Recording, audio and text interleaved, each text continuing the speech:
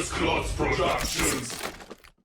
While developing the original Ratchet & Clank, Insomniac Games knew they had something special in their hands. 5 months before that game was even released, they had already started working on the sequel. In November of 2003, Ratchet & Clank 2, as it's called in Germany, was released to glowing reviews, universally being seen as a huge improvement over the first game. In the US, the game is called Ratchet & Clank Going Commando, and in Australia and many PAL regions, Ratchet & Clank Locked and Loaded. Why all these different names? In 2012, an HD version was released for the PS3. I bought the first game in 2005 and absolutely loved it. So when I got the sequel for Christmas the same year, I was stoked. At the time, I fell in love with it and agreed with the critics about it being better than the first game. But since my first run through, I've only tried it once or twice and never finished it again. On the other hand, I've beaten the original game about 7 times by now. It kept me coming back. Why is that? After all, the second game is supposed to be better than the first. Is it as great as I remember? Join me as I embark on my first playthrough of Ratchet & Clank 2 in about 17 years.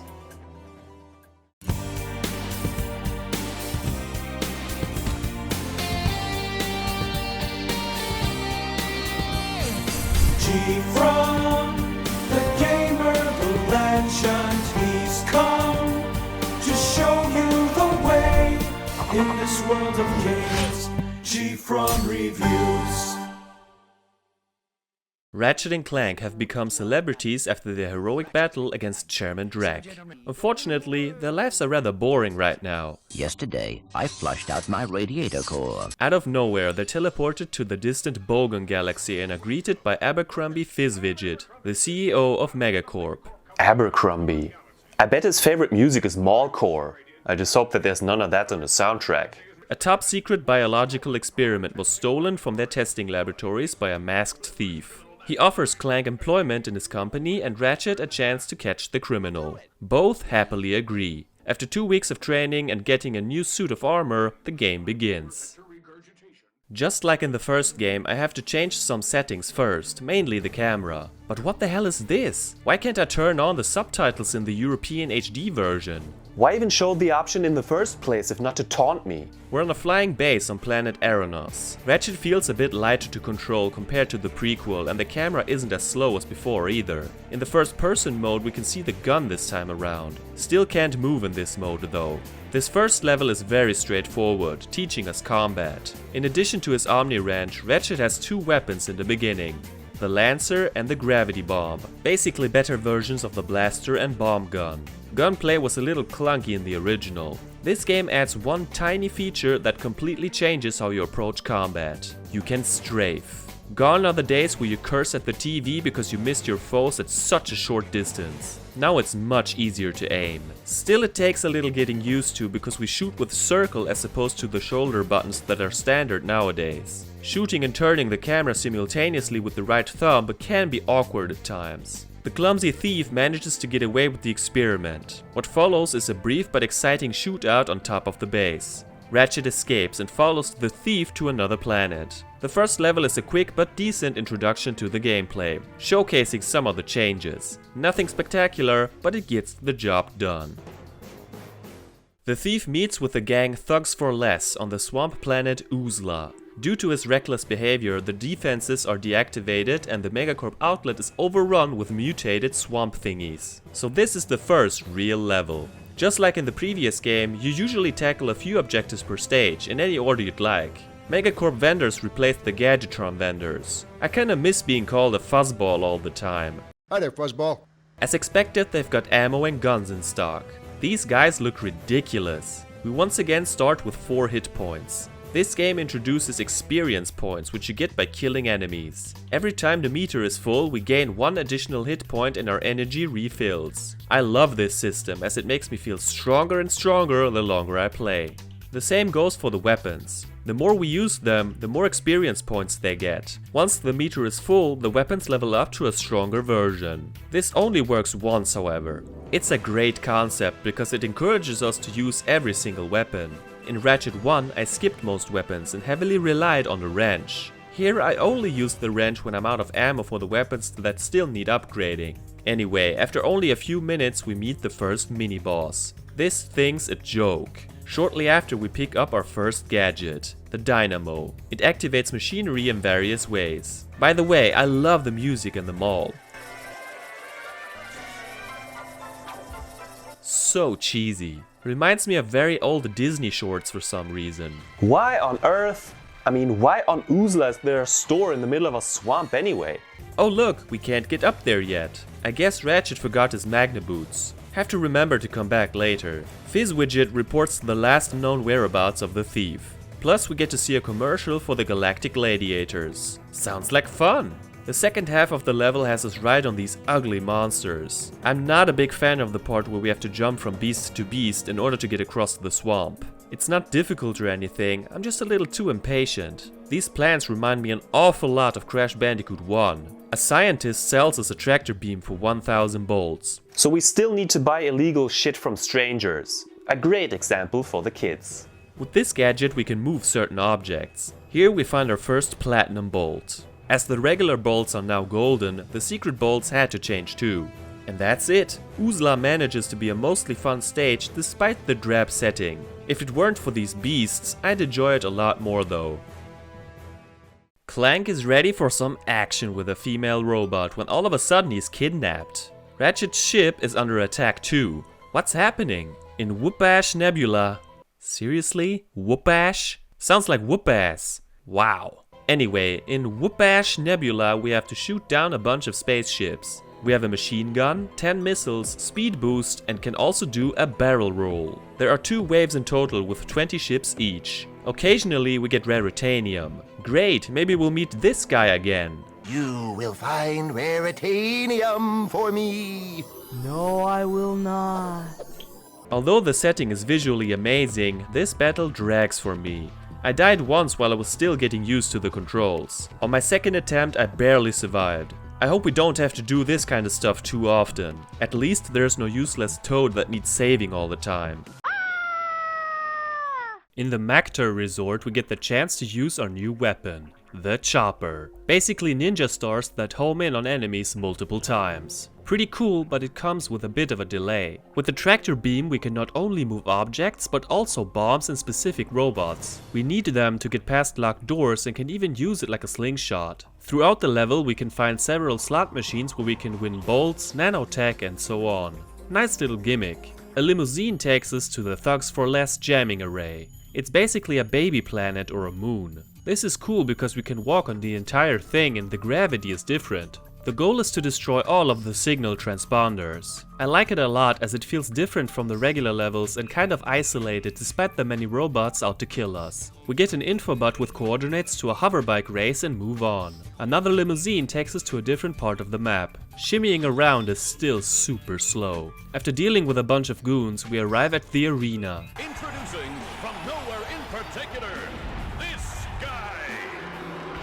Here we have to mow down 6 waves of enemies, which is incredibly fun. The prize for winning is the electrolyzer, which we'll talk about soon. We could leave now, but there are plenty of optional challenges we can do to get more bolts. We need those bolts, so it's best to beat all of them.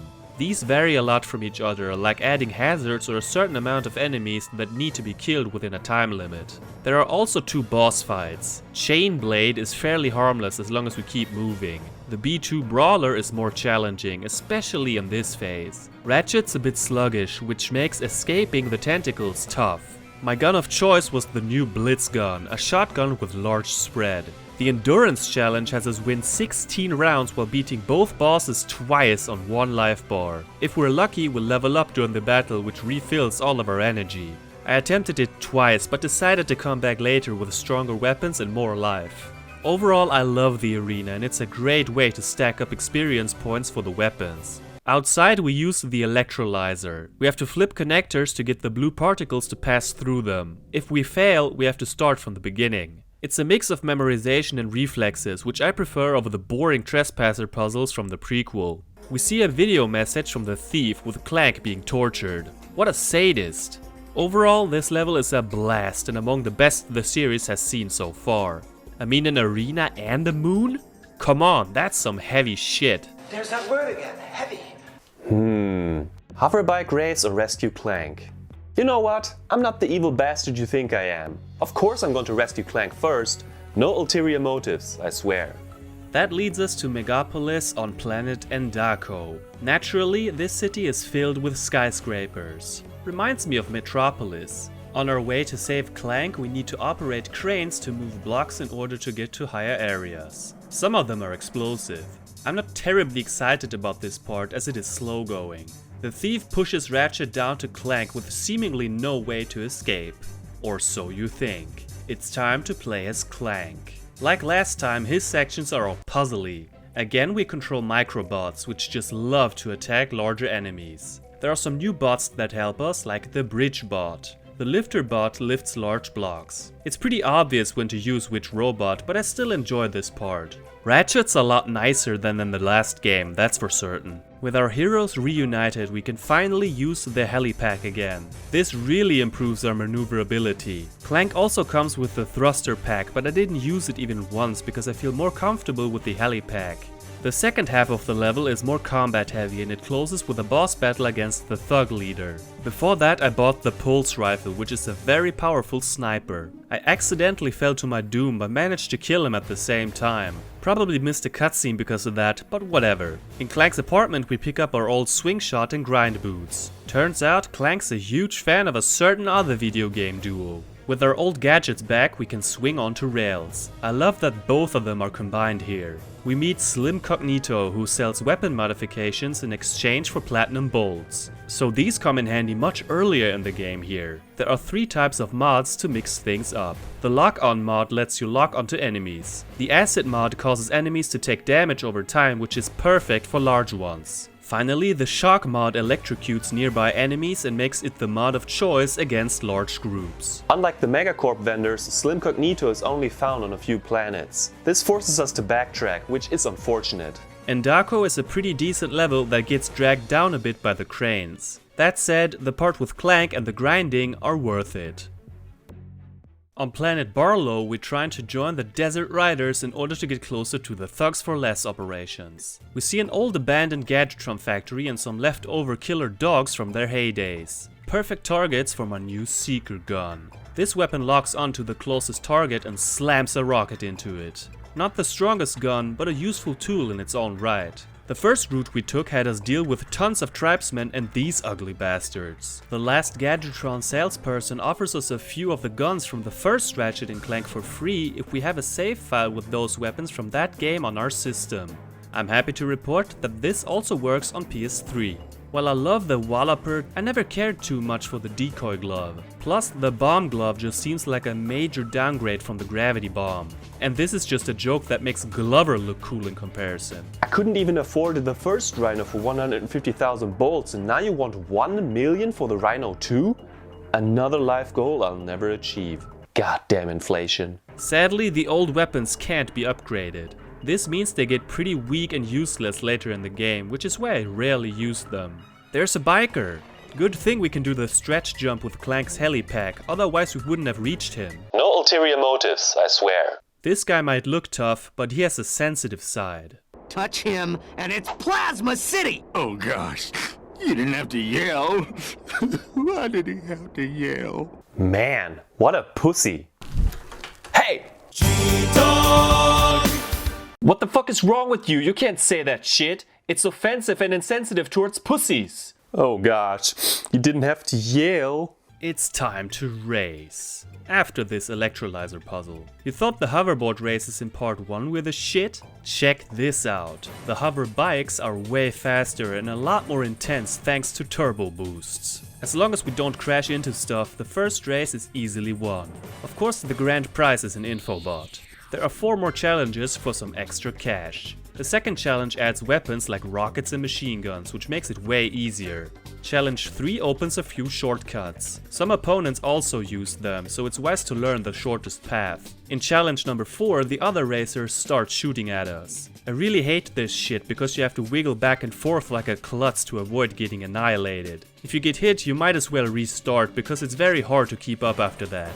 Challenge 5 is the same as 4, just harder. I would have to agree. 4 and 5 had me restart many times, but it was still fun. I hope to see more of this as we continue. For my hard-earned cash, I bought the mini turret glove, which is exactly what it sounds like. Less work for me. What follows is a rather boring platforming section. Come on. Jesus. What's the point of waiting around?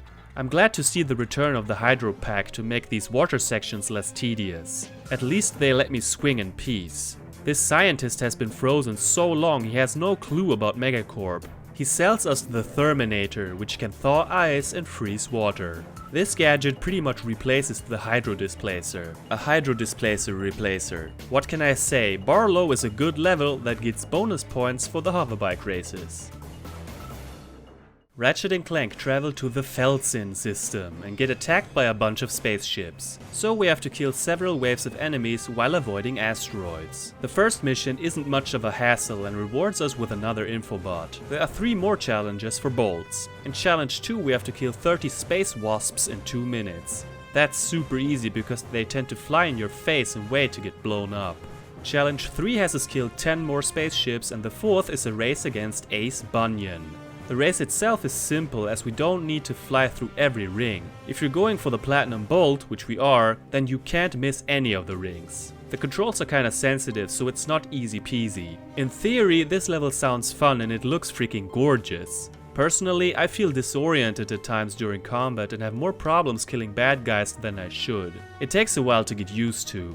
Not exactly my favorite part of the game, but I imagine many people like it. Canal City on planet Notak reminds me a bit of Blackwater City. You know, tall buildings, dark sky, water. We're going to the wharf area first, where we have to fight a whole bunch of thugs. At the end we get coordinates to Slim Cognito's ship shack. Next up is the chemical factory. This place is like a giant puzzle that revolves around the Terminator. Freeze water, melt ice, freeze it again. This becomes rather tedious when the water is rising. Freezing it at the right height isn't that hard, but can be annoying. Ugh, come on, seriously? Our best friend the fish is back and he's as hungry as ever. Even the little robots want our bolts for coordinates. Fucking leeches. Okay, final area. The promenade is dangerous and full of bad guys. It's worth it though, because we find the nanotech boost at the end. It gives us another hit point. There are a total of 10 of them hidden throughout the game. The maximum hit points are 80 by the way. We're far from getting there though. I enjoyed this level with its dark atmosphere. The water part makes you think a bit and uses the Terminator to great effect. Slim's Ship Shack is just a store where we can upgrade our ship in exchange for Raritanium, which we can get during the space battles. It has everything we need. Better weapons, shielding systems, you name it. You should definitely come back here from time to time. Planet Siberius is a completely linear stage for once with no branching paths. It's this game's mandatory snow level and it looks, well, cold. Ugh. The stage is divided into 3 chapters if you will. First we fight against the same old enemies from the arena. After that we're on a cargo truck convoy. Again, it's not as exciting as in Uncharted 2 a few years later, but on PS2 this was some intense shit. Defeat everyone and then get to the next truck. In between, the thief attacks us, but he's a wimp. The last truck crashes and the final stretch begins. It's more shooting, so I decided to buy the Synthanoid. Kinda like the Sonic Summoner, but it's 4 robots that help us out this time. That's neat, but we can't find ammo for this weapon anywhere, so we need to buy it from the vendor. There goes my plan to beat the game without buying ammo. Now it's time to kick some thief butt. This boss is laughably easy, but I died just a second too early. Damn! Well, it doesn't matter. 30 seconds later he went down and the experiment was saved. Better give it to Fizzwidget. This stage is alright for the most part. A little more variety in the enemy department would have been nice. I like the cargo truck part, but the rest doesn't stick in my memory. We meet the old man on Tabora who fucking lands on our ship. Careful! You know, he reminds me an awful lot of Captain Quark. The way he talks and behaves. He's kinda fishy. See? Look what happened when I pushed pause. I guess the pause menu froze on Siberius. So now we're stuck in this cave in the middle of the desert. A cave full of creepy crawlies. By this point the Omni Wrench is obsolete. Just die! Oh, I forgot to mention that pink nanotech gives us 4 hit points back. Sweet! Anyway, as if the developers heard my complaints about the wrench, here comes a better one. The Omni Wrench 10,000. Cool, but I still can't stand these lizards. The thing is, I don't have enough ammo for the weapons I want to upgrade. If I use other weapons, the ammo crates most likely give me ammo for those weapons instead of the ones that need upgrading. I don't want to waste bolts on ammo because I don't know how many I need for other things. I make it more complicated for myself than necessary, I know. As we emerge from the cave, we're stopped by the clumsy thief who turns out to be a female Lombax. I genuinely didn't expect that the first time around. She tells us we put the galaxy in danger by handing over the experiment to Fizzwidget and gives us coordinates to the Megacorp testing facility. I don't know who to trust anymore. Before we head into the desert, we can explore the underground mines. Here we get to use the Terminator in more creative ways. Pretty cool! Even cooler is our new gadget, the glider. It can only be used at certain spots though, like this canyon. It controls great and is very enjoyable. In the desert we meet this old creep who claims he can repair our ship with the help of crystals. Now I didn't remember too much about this game before I started this playthrough, but this next part, I do remember. It's a wide open area with 100 pink crystals scattered across the land. Now what do pink crystals remind you of? Sure that's not Cortex in disguise? For now we only need 10 crystals. Oh my god, what the hell is that? I don't want to waste ammo, so I'll just grab the crystal and get the hell away. There's only one problem. Killing them gives us crystals, so we have to kill them if we want all of them. As if searching the desert for crystals wasn't hard enough. The map doesn't show us where they are, so we have to scour the place. Not that easy when everything looks the same. We give Cortex his 10 crystals so he can take over the world, but he's nice enough to repair our ship. How sweet. For the remaining 90 crystals he gives us 1000 bolts each. Cash we desperately need.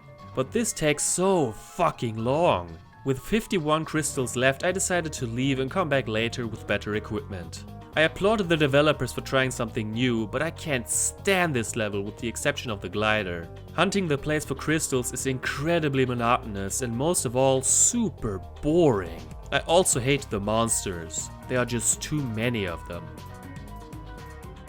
By the way, I love the behind the hero segments about Captain Quark. Hilarious stuff. On planet Dobbo, we visit the testing facility. Here we find an armor vent where we can buy tetrafiber armor. Now we can take even more hits. There are two paths. One has to sneak past robots undetected, much like in Altanis. Here I tested our new lava gun. This thing is incredible and one of my favorite weapons in the game. It fires a thin stream of lava that corresponds with our movement. By this point, the old weapons really suck. The Visibomb gun was one of the strongest weapons in the first game, and here it's worthless against the tanks. I like this section though, as it mixes action with platforming. We have to follow a bot with the glider. Great stuff. Getting the nanotech boost is a pain in the ass, however. Turning 180 degrees with the glider is awkward and it took me many attempts to grab it. In a video they see how dangerous the experiment is and attempt to warn Fizzwidget. The second path is more action oriented.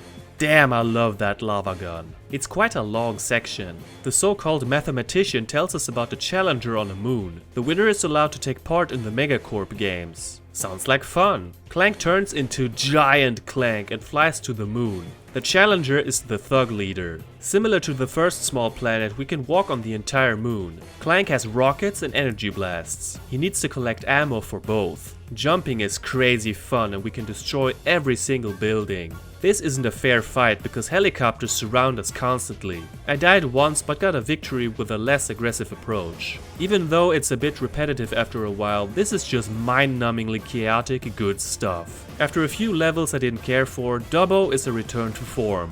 It's not the most appealing level from a visual standpoint, but the gameplay is stellar.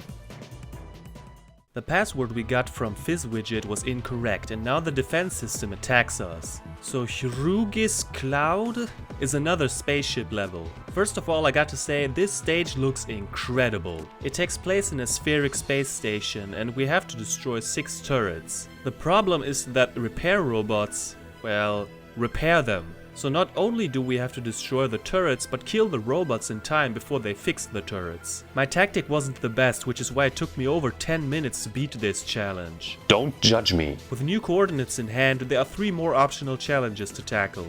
First we need to shoot down 20 planes before they destroy power receptors. Like in the previous spaceship level, I feel disoriented here at times, which makes it hard for me to destroy the ships while avoiding crashing into shit. The third challenge has us destroy 30 crazy drones. Just like the lizards, they mostly fly in front of us, which makes it a cakewalk. Last is another race through rings. Winning is an easy task, but not missing a ring for the platinum bolt is ridiculous. This is probably because of the setting on my TV, but for the life of me I couldn't see that ring at the end. I had to repeat this entire thing over and over again, only to miss the same damn ring every time. After over 15 minutes I finally made it, but it wasn't pretty. In conclusion, I have to say that this is probably the first level in this series that I straight up dislike. It's proof that just because a level looks beautiful, it doesn't mean it's fun. Planet Joba has a lot to offer. First I bought the Spider-Bot glove. It's essentially a little spider we control that blows up on contact. Anyway, the second and final hover bike race takes place on this planet. The track is more advanced and presents more hazards and shortcuts depending on the challenge. It's the same 5 challenges from the first race, gradually getting more difficult. Boost power is needed to make certain jumps. I spent over 20 minutes here, the last 2 challenges being particularly infuriating at times. The camera always glitched at the exact same spot, I don't know why. It's great fun but requires precision and a bit of luck. Winning the first challenge rewards us with the charge boots. Great, now I don't have to use the stretch jump all the time. Perfect for the desert. It's a little hard to control though. The way to the second arena has us deal with more robots, but mini turrets come in handy. There's even a side-scrolling section that's simple but a nice change of pace. Look who we have here, the Shady Salesman. Slim Cognito and the Shady Salesman should open a store together and call it the Slim Shady. Slim Shady. Slim Shady. Slim Shady, brain dead like Jim Brady. I'm a M80, you little like that Kim lady. Kim lady. Sorry, I got slim tracked. This time he sells us something we can actually afford, the Levitator. This allows Clank to fly for a bit. Really cool feature. Like you would expect, the second arena is way tougher than the first. Ratchet and some metal guy. The initial challenge isn't a big deal and rewards us with gravity boots, which are just like the Magnum boots but with the ability to jump. I decided to skip the other challenges for now and do some other things first. Back on planet Dobbo, we used the spider glove to crawl through a vent so we can collect a platinum bolt. Then we return to Tabora. With the gravity boots we can walk up to this little ship. This is not only great to get through the desert quicker, but it is used to dig up raritanium. Arrows and a minimap show us where it is. If they could do it for raritanium, then why not for the crystals? With our new mini rocket tube, these titans go down fast. Still, this part took an eternity before I got everything. Nice idea, but poorly executed in my opinion. Missing one crystal is like searching for a needle in a haystack. Ratchet's wallet is happy we did it, but I'm more than glad it's over. Finally, we return to Maktar Nebula to beat the final arena challenge. For that we bought the Bouncer, which is one of the absolute best weapons in the game. It fires bombs that bounce towards targets and release smaller bombs upon impact. At this point in the game, this challenge is a breeze. Thanks for the money. So with better weapons, we return to the Joba arena. Cage matches are interesting because they take place in a round glass cage on top of the arena. The first boss is a spider that isn't as terrifying as you might expect. Other challenges include don't get hit, killing 90 enemies in 90 seconds, using only the wrench and beating the Megapede. This one's a little more challenging as it drops mines we can't destroy. Aiming at it can be a bitch, but overall I think the bosses in the first arena are much stronger. It's the impossible challenge where I gave up. The game doesn't tell us how many rounds there are and we have to beat the entire thing without health pickups. Again, it's possible to regain health by leveling up, but we can't count on that. On my first attempt I made it to round 60, but I had barely any ammo left for the best weapons. Man, I was this close to winning. Well, it's probably better to come back with better weapons and more health. One of the challenges gave us the Infiltrator. It's another gadget that opens doors by solving a puzzle. The goal is to connect a line from the starting node on a sphere back to itself before the timer runs out. This first one is easy, but we'll talk more about it later. We visit the Megacorp Armory on planet Todano, where we can follow RoboFizzWidget on a guided tour. Man, I know tourists can get in the way, but that escalated quickly. Well, I'd probably feel the same if I had this many killer squirrels on my ass. In the weapons facility, there are a whole bunch of harmless sheep minding their own business. Okay, we all know Insomniac Games loves sheep, so whatever. Here the tractor beam is used to get past lasers or whatever that's supposed to be. In the hidden area we talk to a Captain Quark superfan who wants a Quark collectible. Why would we carry that with us? Quark's a piece of shit. Some of the glass cylinders contain rockets that blow shit up. I like how the tractor beam has creative uses here. As Ratchet is walking through a sheep, he picks up the Sheepinator. It's like the Morpho Ray, except that it turns enemies into sheep instead of chickens. Well, that explains a lot. It works great on small enemies, but takes too long on the bigger ones. On to the rocket silo. Now about that infiltrator. I hate it. It's even more tedious than the trespasser. Just look how many lines there are. Not only does it require memorization, but we have to be quick. And I swear to God, moving diagonally doesn't work all the time. Super annoying. That also counts for the robots that keep beaming here. Like seriously, this is just repetitive. Angela tells us that the experiment will be sold to families as a pet by Megacorp. Probably not the best idea. Todano is a mixed bag. I like the beginning and weapons facility, but got bored in the rocket silo. Not the most exciting level, but not atrocious. Next we're off to Silver City on planet Boldan. First we used the levitator to fly past obstacles. This is really cool and I love every second of it. There are several routes we can take. We start with a grinding section. It's been a while. Here we have to avoid electricity and hard to see pits. It's great fun, and at the end Slim Cognito gives us another visit. The main part is one of the most difficult thus far. At least when you're playing like me, kind of bare bones and only try to use the weapons that need to be upgraded. The enemies are stronger and nastier here. There's another armor upgrade and the timing couldn't be better. The gravity boots are used to an interesting effect here as we walk down a building. God damn, this is making me dizzy. I died a bunch of times but finally made it.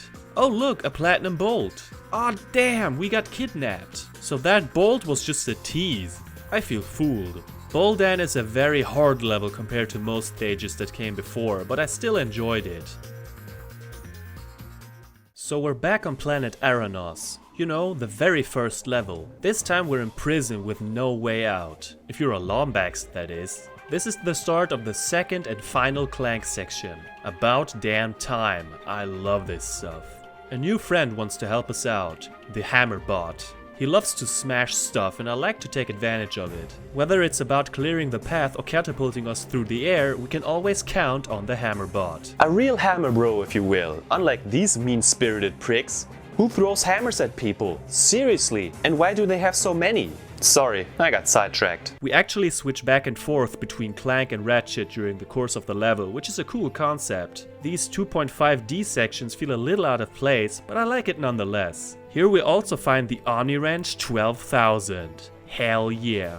Our heroes get reunited pretty quickly though. We can't use our ship yet. This levitator part seems hard at first with all the rising lava, but we just have to figure out the right timing. Oh look, it's the plumber again.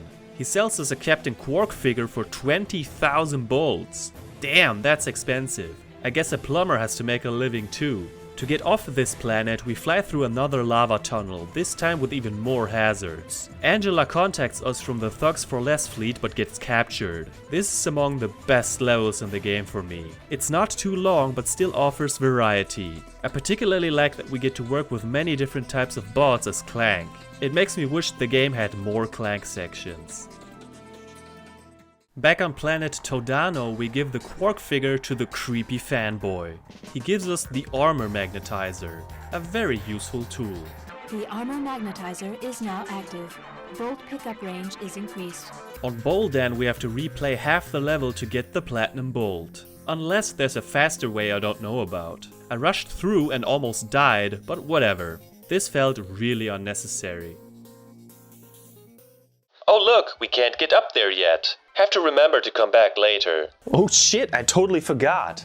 Thanks, random flashback. Yeah, so we're back on planet Oozla and used the gravity boots. This path leads us to a boss. This thing.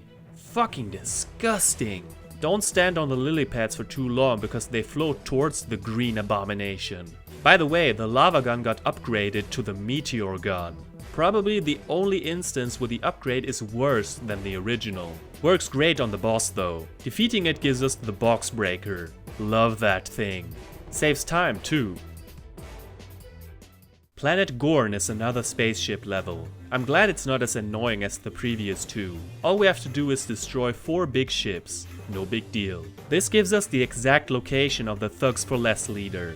The remaining challenges are no big hassle either. Destroy a bunch of bandit ships, then a ghost ship that only can be shot when it's solid, and of course another race through rings. This was by far the least aggravating spaceship level, as none of the challenges pissed me off. I'm still happy this was the last of its kind.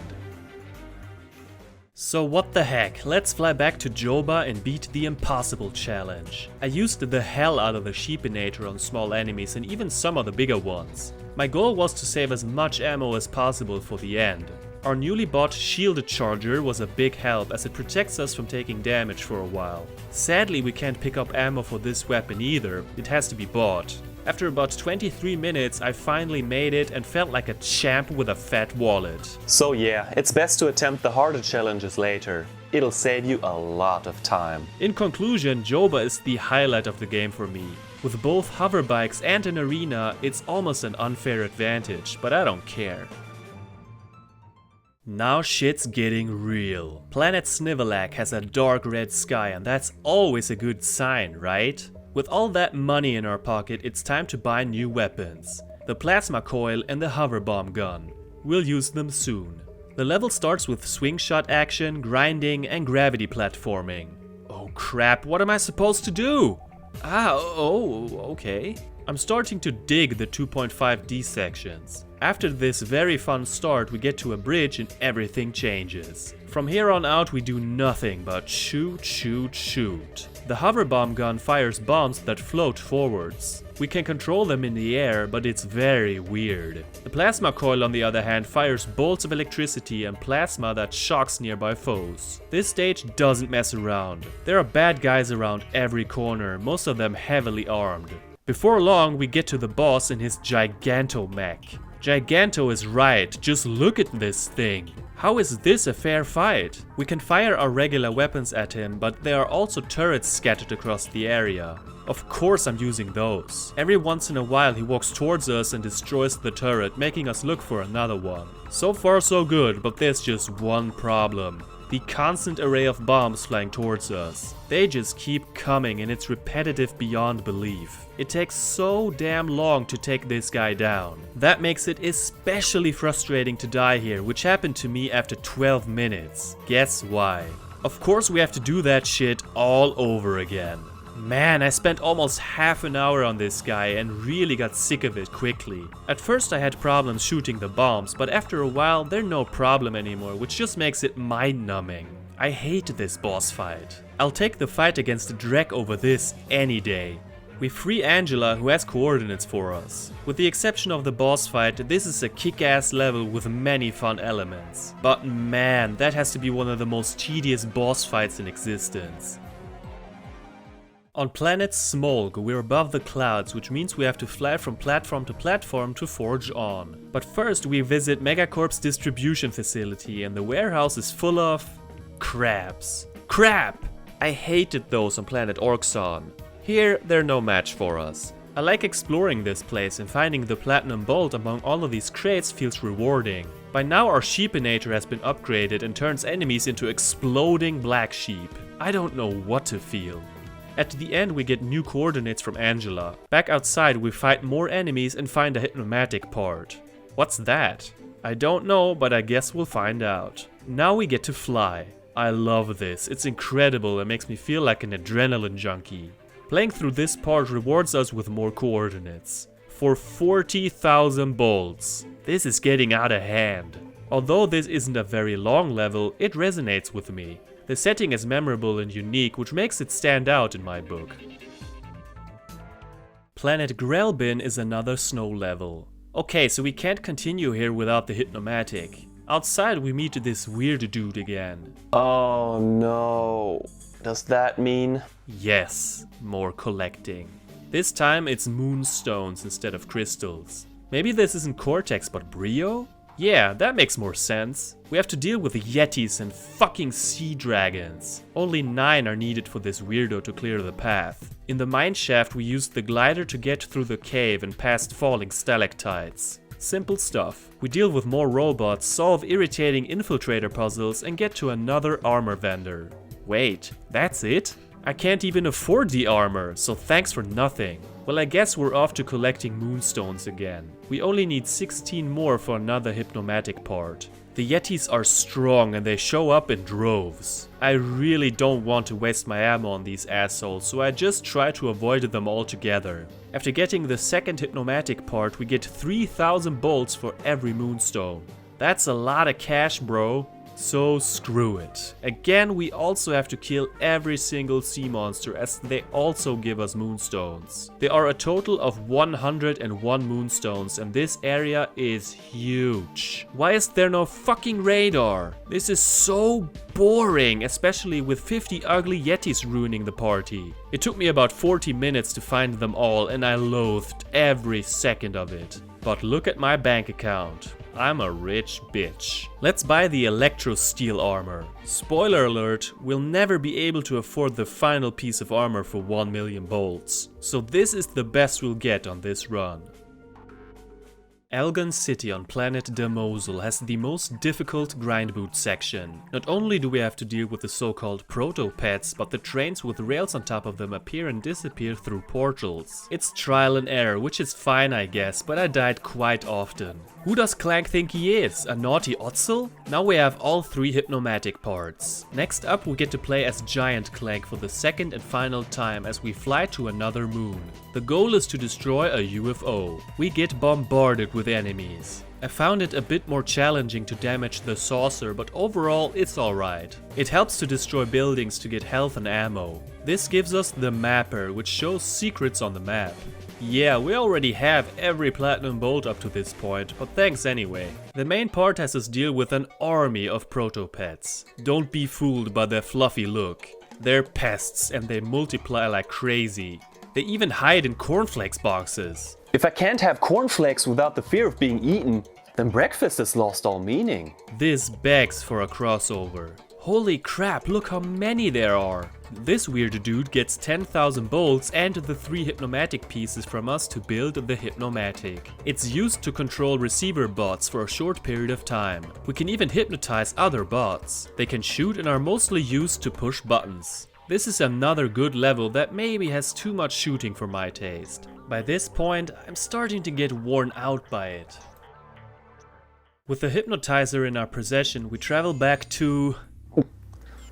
Grelbin.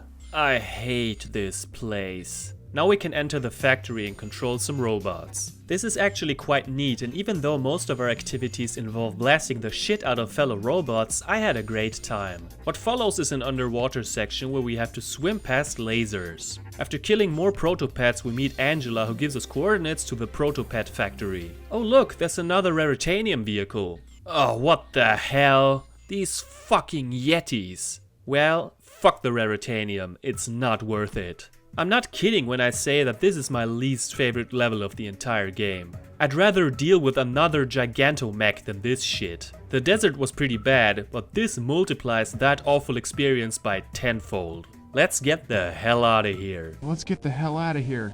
Let's go. Planet Yeedle is the final level. By this point we're decked out with all the available weapon mods. It starts with hypnotizing robots. Then it goes back and forth between combat as Ratchet and combat as the bots. This is where I decided to leave my don't buy ammo policy behind, because there's no way I'll be able to pay for the Zodiac, the Rhino 2 or the best armor. In this level we get to use most of our gadgets for the last time. Even if we shoot for the majority of the stage, it's nice to be reminded of all the other elements this game has to offer. We meet Mr. Fizzwidget, who turns out to be Captain Quark in disguise. I knew it!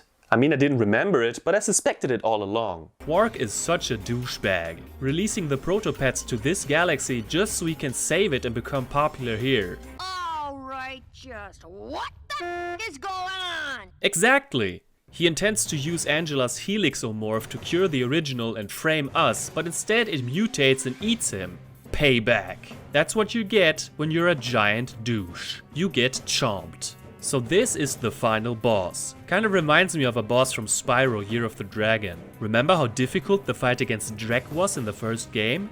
This is nothing like it. Its attacks are easy to avoid and some of our weapons deal an insane amount of damage. The heavy bouncer is so overpowered it's ridiculous. I died once, but after about 10 minutes it was dealt with. A little underwhelming, I have to say. The real Fizz widget was locked up in a supply closet all this time. Poor guy. Quark somehow survived. Turns out the helixomorph's battery was inserted backwards. Dumbass. And thus we get a happy ending. Ratchet and Clank both have female company and Quark is working at Megacorp. Not even the robots want anything to do with him. Catch you later. Like in the first entry, we can replay the game with all of our weapons, upgrades and bolts. We can buy mega versions of our upgraded weapons, but they're expensive. These mega versions can also be upgraded, which makes another replay more interesting. In order to afford all this stuff, Insomniac incorporated a bolt multiplier. The more enemies we kill, the higher the bolt multiplier goes. That's a great addition, and if I someday decide to replay this game, I'll start with this new save file so I can finally see the best weapons. What else is new? This. Wow. 10 out of 10. Then there's the possibility to change to a first-person perspective. Yes, we can play the entire game like that. It's nothing I want to try though. One thing I won't show here is the Insomniac Museum. It's a secret room filled with unused material from the game and even developer commentary. We can access it by either upgrading all weapons with all mods or by standing at a specific spot in Silver City when the console's internal clock is set to 3 AM. Yeah, I'm not doing that, but I'm sure you'll find plenty of footage online if you're really interested. Let's take a break from all this violence and talk about the music and sound. The menu sounds are the exact same as in the first game, which is a slight letdown. Other than that, I have no complaints really. The weapons all sound satisfying with the exception of the Sheepinator, which pierces the eardrums after a while. The voice acting is as solid as ever, with the voice actors for Clank and Quark returning for their roles. Ratchet is now voiced by James Arnold Taylor, who has played this role even to this day. I think he does a great job of giving Ratchet a more mature sound. Come on, let's see if we can find a way out of here. Still, I'll always have a soft spot for Mikey Kelly's interpretation of the role. You've spent this whole time looking for Quark. You don't know anything about me. The music is again composed by David Bergeau, and here he expanded upon what we got in the first game and really found the fitting sound for this series. Its futuristic mix of ambient, electronic and even stronger emphasis on orchestral sounds makes it feel grander in scope. Like in the previous game, the music changes dynamically between areas within a level. That way it's calmer during puzzles and bombastic during action scenes. Unlike the first game, I find that here almost none of the tracks stand out. Like, I clearly remember certain songs from the prequel, but here none of them really stick with me. That's not a bad thing per se. A soundtrack doesn't have to be memorable to be good. It totally gets the job done and there isn't a single track that I dislike. That just makes it harder to pick favorites. But I managed to come up with a few. So here are my top 5 songs from Ratchet & Clank 2. Number 5. Even though I can't stand this part, the music makes it a little more tolerable. I kind of feel like a space cowboy with the guitar playing along with the electronic sounds.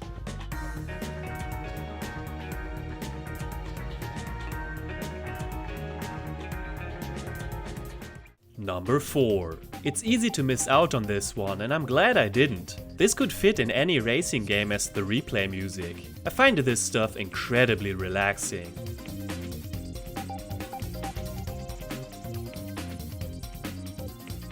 Number 3. Guitars aren't necessarily the instrument I think of first with Ratchet & Clank. This is another example where it fits extraordinarily well with the typical sound of this franchise.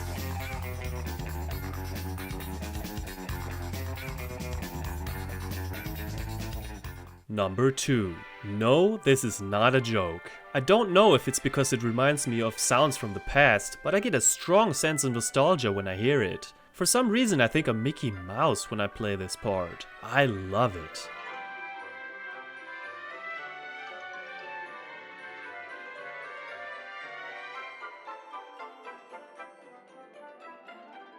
Number 1. The game starts with a bang, and this is without a doubt my favorite track of the game. It has a strong bass line with strings that keep the action going. A perfect introduction to the sequel.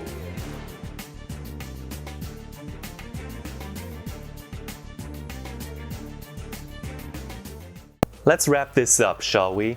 Ratchet & Clank 2 is an incredible game. I know I had a few issues, but in the grand scheme of things, most of it is minor stuff. It improves on many aspects the first game hadn't done right yet. It's more user-friendly thanks to the more frequent checkpoints. The time stops when you select a weapon. That makes it a lot less stressful compared to Ratchet 1. The ability to strafe completely changes the combat and makes it much more engaging rather than awkward. Automatic aiming in general has come a long way. Weapon upgrades encourage me to use all of them to get a stronger arsenal. Most weapons are very fun to use and cause crazy carnage. In the previous game I skipped a lot of them, and here I bought every one I could afford. That's also because bolts are much easier to come by. Not only do we find more during the levels, but we can also win bolts by completing optional challenges. I still don't really like having to pay for other stuff along the way. Because of that, I usually wait a bit to buy the newest weapons, so I won't have to grind for bolts along the way. Luckily, I always had enough bolts to progress. The game developers probably didn't intend for you to buy everything on the first playthrough. I can accept that, but I'm not the type of person that plays such a long game twice in a row, which means I'll probably never see the strongest weapons. That's a shame.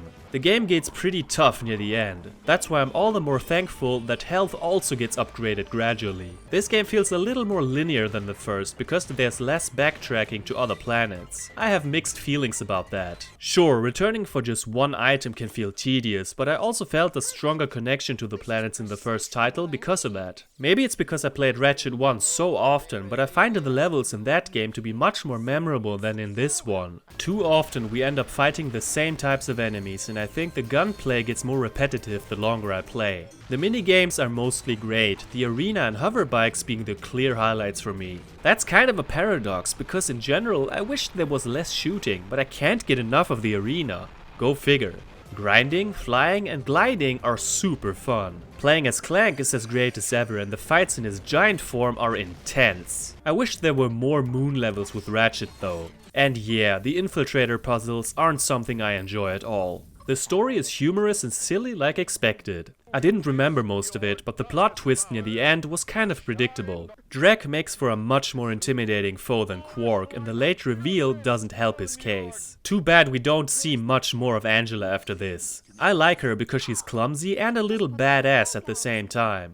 Ratchet's a lot more likable here, but also a little more dull, if that makes any sense. Even though this game is better than the first on almost every level with better controls and a faster camera, I still prefer the experience I had with the original. Why is that? Well, there weren't really too many moments that frustrated me. In Ratchet & Clank 2 there were sections that made me pull my hair out, but mostly because they're terribly boring and monotonous. The worst parts are the atrocious boss fight against the Gigantomech, and especially the search for crystals and moonstones. Those yetis can go screw themselves. If it weren't for those parts, I would hold this game in much higher regard. Yeah, sure, most of the crystals and moonstones are optional, but we need that money, man. Other than that, it's a ton of fun with astounding visuals for their time and a fitting soundtrack. Even though I thought I would like the game more than the first, I still had a great time with the second entry and don't regret playing it. If you can get your hands on the PS2 version or the beautiful PS3 HD upgrade, you absolutely should. Chances are you'd prefer this game over the first, because most people seem to do.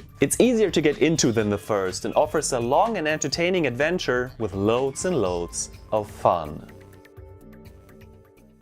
Hey everyone, this is GFrom. Thank you so much for watching the final episode of Season 2. Feel free to rate, comment, subscribe and follow me on Instagram. I'll see you later. Have a nice day.